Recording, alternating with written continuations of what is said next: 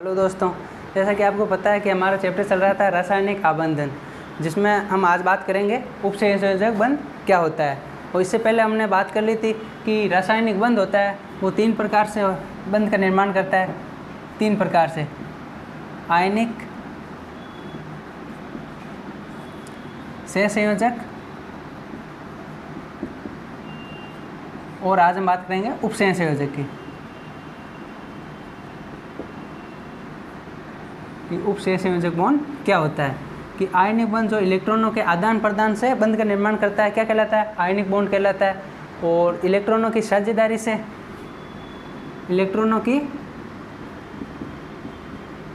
से बंध का निर्माण करता है सहसंयोजक बॉन्ड। और इलेक्ट्रॉनों के आदान प्रदान से आयनिक बॉन्ड का निर्माण होता है।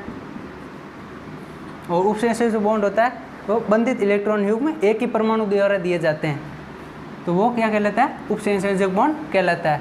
और इसमें हमने लुईस स्ट्रक्चर की बात कर ली थी, लुईस संरचना, जिसे बिंदु के माध्यम से दर्शाया जाता है। और हमने कुछ थ्योरीज की बात की थी, जैसे वीबीटी थ्योरी, एमओटी थ्योरी और वीएस-ईपीआर थ्योरी। तो ये 3 थ्योरीज की बात की थी, ये बहुत ही इंपॉर्टेंट है, इससे क्वेश्चन भी आता है। और हमने एक फजांस रूल की भी बात की थी। फजांस रूल क्या बताता है? हमें ध्रुवणता के बारे में बताता है। ध्रुवणता अलग अलग प्रकार से प्रभावित होती है। धनायन का आकार और धनायन पर आवेश, ये 2 प्रकार हो गए। और ऋणायन का आकार और ऋणायन पर आवेश। तो इस प्रकार ध्रुवणता 4 प्रकार से प्रभावित होती है, जो फजांस रूल कहलाता है। और हमने इस फॉर्मल चार्ज की भी बात की थी, फॉर्मल चार्ज की, तो हमने फॉर्मूले के माध्यम से फॉर्मल आवेश ज्ञात किया था। तो इनकी अधिक बात कर ली थी। आज हम बात करेंगे कि उपसंयोजक बॉन्ड क्या होता है और हाइड्रोजन बॉन्ड के बारे में। तो ये हमने इस चैप्टर में बात कर ली थी कि रासायनिक बंध से 3 प्रकार के बॉन्ड का निर्माण होता है। रासायनिक, सहसंयोजक, आयनिक सहसंयोजक और उपसंयोजक बॉन्ड का निर्माण होता है। और उपसंयोजक बॉन्ड क्या होता है? कि वह बंध जिसमें बंधित इलेक्ट्रॉन युग्म एक ही परमाणु दिया जाता है। वह बंध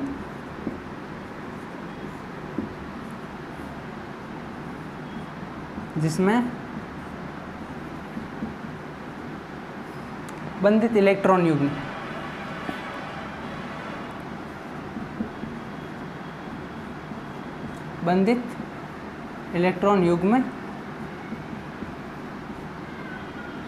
एक ही परमाणु द्वारा दिया जाता है।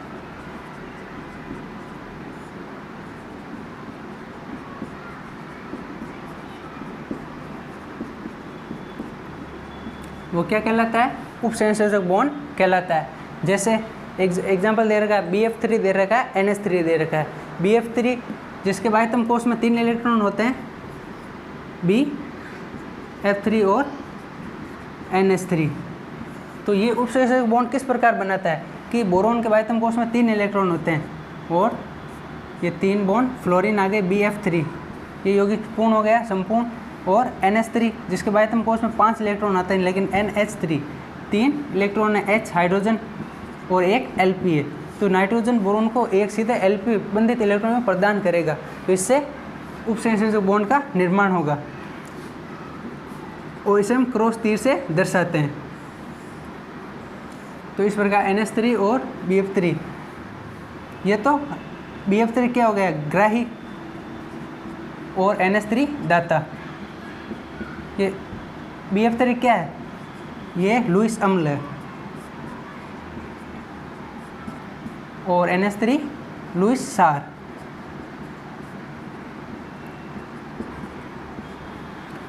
ये हो गया उपसंयोजक बॉन्ड। तो इस प्रकार हम ये कह सकते हैं कि वे तत्व या यौगिक जिसमें अयुग्मित इलेक्ट्रॉन पाए जाते हैं। तो वे तत्व या यौगिक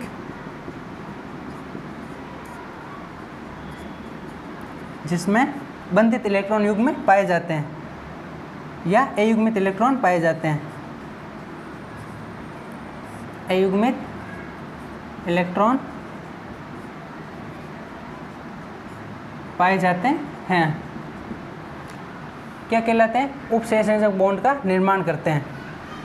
तो इसको नोट कर लीजिए कि अयुग्मित इलेक्ट्रॉन पाए जाते हैं तो वही उपसंयोजक बॉन्ड का निर्माण करते हैं, या फिर वे बंध जिसमें बंधित इलेक्ट्रॉन युग्म एक ही परमाणु द्वारा दिए जाते हैं। इसको नोट कर लीजिए। फिर हम आगे बात करेंगे हाइड्रोजन बॉन्ड के बारे में। इसका स्क्रीनशॉट ले लीजिए। आगे हम बात करेंगे कि हाइड्रोजन बॉन्ड क्या होता है।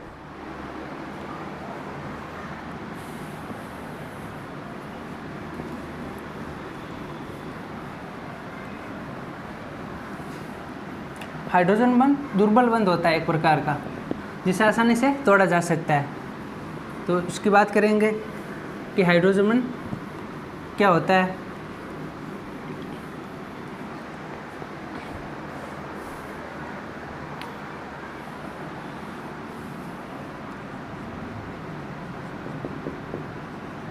हाइड्रोजन बंध या H बॉन्ड, तो इसकी बात करने से पहले इसको समझ लेते हैं। जिस पर जल है HOH, जल के दो अणु हैं। तो हाइड्रोजन बंध क्या होता है कि ये क्या ऑक्सीजन विद्युत ऋणी तत्व है,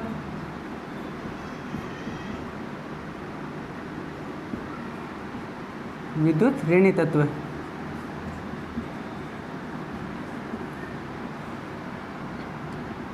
दो विद्युत ऋणी तत्वों के मध्य हाइड्रोजन बॉन्ड पाया जाता है।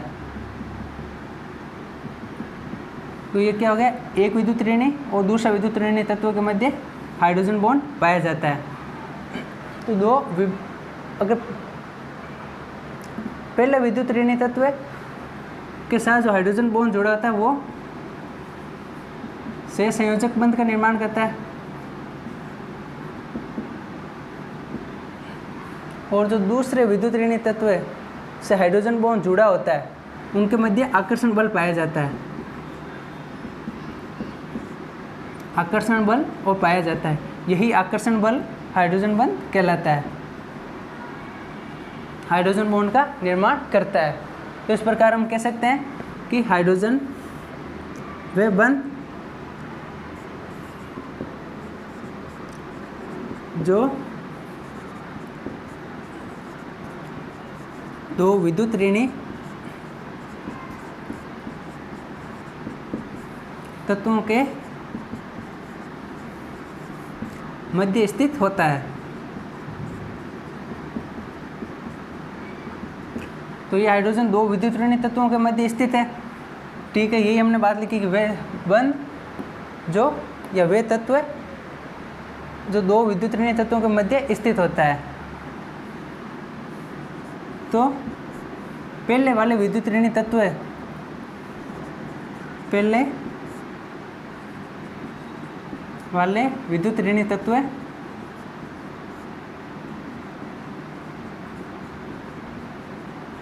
से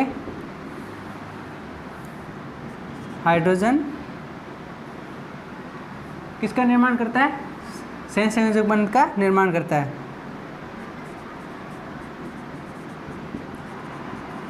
सहसंयोजक बॉन्ड का निर्माण करता है तथा और जो दूसरा विद्युत ऋणी तत्व है और दो यौगिक के दो जल के अणु हैं, दूसरे वाले जल के अणु और पहले वाले जल के अणु के हाइड्रोजन के मध्य जो आकर्षण बल पाया जाता है वही हाइड्रोजन बंध का निर्माण करता है। तो हम कह सकते हैं इस प्रकार, दूसरे वाले विद्युत ऋणी तत्व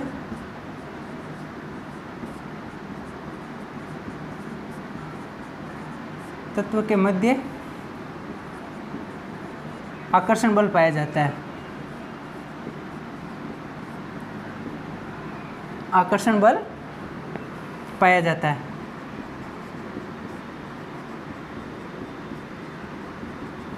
और वही आकर्षण बल हाइड्रोजन बॉन्ड का निर्माण करता है।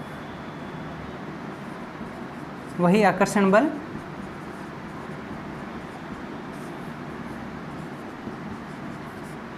किसका निर्माण करता है? H बॉन्ड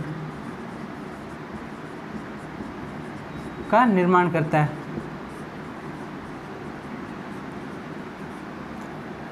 तो ये हमारा हो गया हाइड्रोजन बॉन्ड। और हाइड्रोजन बॉन्ड दो प्रकार का होता है। पहला अंतराणुक हाइड्रोजन बंध, अंतराणुक, और दूसरा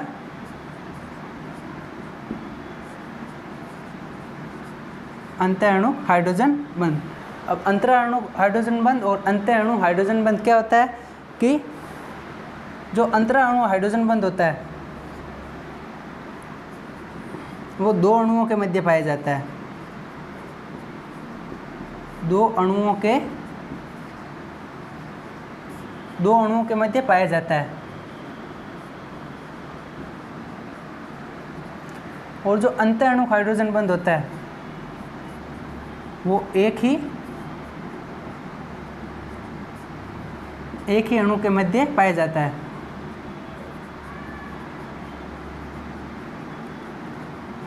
तो दो अणु, एक अणु, इसका मतलब क्या है कि दो अणु के मध्य, मतलब दो अणुओं के मध्य हाइड्रोजन बॉन्ड का निर्माण होगा और अंतःअणुक में एक ही अणु के मध्य हाइड्रोजन बॉन्ड का निर्माण हो जाएगा। तो इस प्रकार ये हाइड्रोजन बॉन्ड हो गया। इसको नोट कर लीजिए, स्क्रीनशॉट ले लीजिए। फिर आगे हम बात करेंगे कि हाइड्रोजन बॉन्ड को कौन कौन से कारक प्रभावित करते हैं, क्योंकि हाइड्रोजन बॉन्ड दुर्बल बॉन्ड होता है। ठीक है, ले लिए स्क्रीनशॉट।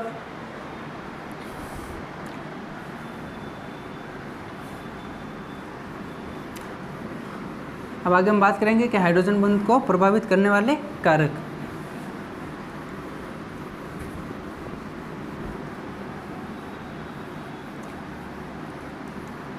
तो इस चैप्टर का लास्ट टॉपिक है कि हाइड्रोजन बॉन्ड को कौन कौन से कारक प्रभावित करते हैं।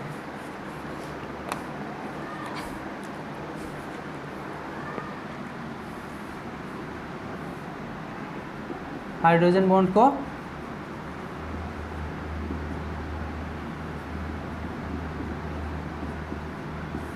प्रभावित करने वाले कारक।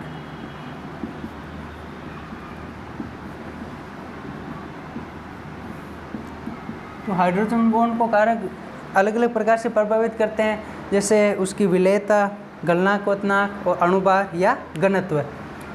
तो पहले हम बात करेंगे विलेयता की। तो विलेयता किस प्रकार प्रभावित करती है कि हाइड्रोजन बॉन्ड के साथ या हाइड्रोजन बॉन्ड बढ़ने पर विलेयता उसकी बढ़ जाती है। तो हम बात कर सकते हैं कि हाइड्रोजन बॉन्ड की उपस्थिति के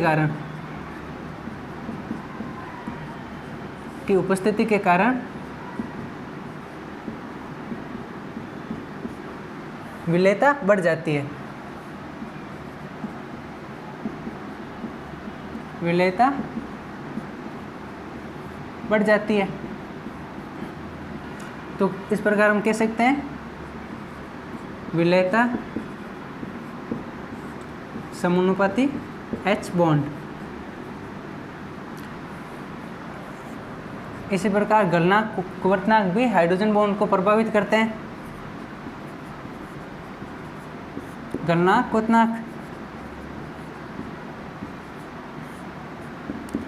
तो हाइड्रोजन बॉन्ड की उपस्थिति होगी तो गलनांक, क्वथनांक भी बढ़ जाएगा। तो इस प्रकार हम कह सकते हैं गलनांक, क्वथनांक समानुपाती H बॉन्ड। कि गलनांक, क्वथनांक बढ़ेगा, हाइड्रोजन बॉन्ड की उपस्थिति के कारण गलनांक, क्वथनांक की मात्रा बढ़ जाएगी। और तीसरा कारक है अणुभार। और चौथा है घनत्व। तो आगे हम बात करेंगे कि अणुभार और घनत्व की, कि अणुभार किस प्रकार प्रभावित करता है कि हाइड्रोजन बॉन्ड की उपस्थिति होगी तो अणुभार बढ़ जाएगा। जैसे एसिटिक अम्ल, तो हाइड्रोजन बॉन्ड की प्रेजेंस में हाइड्रोजन बॉन्ड की उपस्थिति होगी तो फलस्वरूप जो इसका अणुभार होगा बढ़ जाएगा, अणुभार बढ़ जाता है। और घनत्व की बात करें, घनत्व होता है क्या, पहले उसकी बात कर लेते हैं। डेंसिटी, इसे डी से दर्शाते हैं, तो इसका फॉर्मूला क्या है, डी बराबर मास बाई वॉल्यूम, द्रव्यमान बटा आयतन। जैसे बर्फ है और पानी है, जल, तो बर्फ और जल इसमें घनत्व ज़्यादा किसका होगा, घनत्व बर्फ का ज़्यादा होगा। डेंसिटी बराबर मास बाई वॉल्यूम। तो इस प्रकार घनत्व, विलेयता, गलनांक, क्वथनांक और अणुभार हाइड्रोजन बंध को प्रभावित करते हैं, क्योंकि हाइड्रोजन एक प्रकार का दुर्बल बॉन्ड है। तो इसको नोट कर लीजिए, स्क्रीनशॉट ले लीजिए।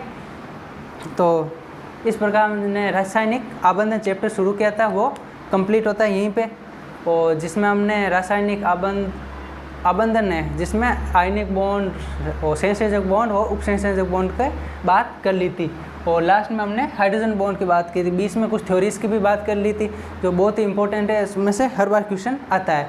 ठीक है, तो इसको नोट कर लीजिए।